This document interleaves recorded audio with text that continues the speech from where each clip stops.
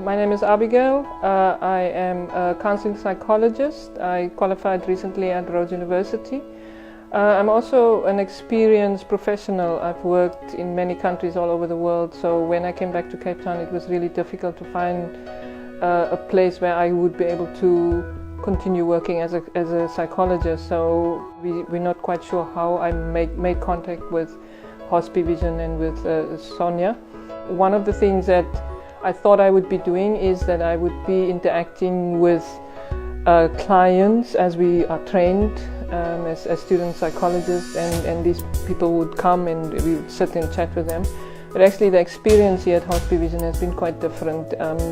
I came and I met quite a warm group of people who are all volunteers and who give up many of their hours to come and interact with patients in the hospital who might not have access to psychological services, or sometimes might not even have access to their families or friends.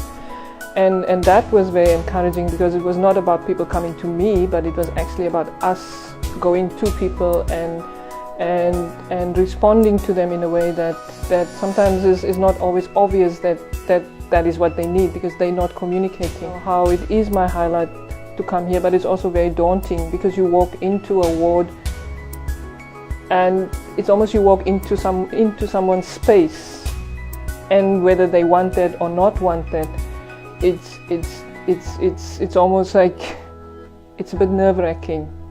My heart always pumps a bit faster when I go in. However, as soon as you make that connection with the person and you explain who you are and you say why you're there, it's almost like the ice falls off and there's an immediate connection, and that is really what happened also recently with me when there was a young man. He was just lying on his bed, and I was a bit intimidated by him, I must say, because he didn't look like he needed anybody.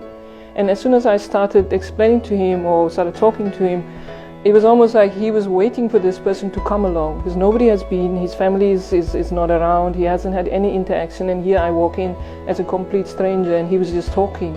And we talked about football, we talked about what's happening in the country, everything. And at the end of the conversation of about 30 minutes, he just said, "Thank you very much.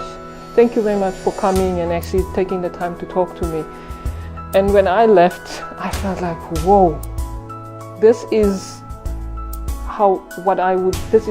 this has really been for me more of an experience, and I think it was for him, because I really had to go out of my comfort zone, where people would come to me as a counseling psychologist and say, "I want your help," and me actually going to him and say, "Actually, I just want to talk to you. How is that possible?" And him agreeing to that, and that I think is the most rewarding thing about being here, that we come here thinking it's about the other person, but actually it's very much about us, and it's very much about me, and about what contribution I can make and what contribution I have to make out of my comfort zone to really, I think, make a contribution to people's psychological health, people's spiritual health, people's ability to move beyond what their challenges are, and actually it's about me moving beyond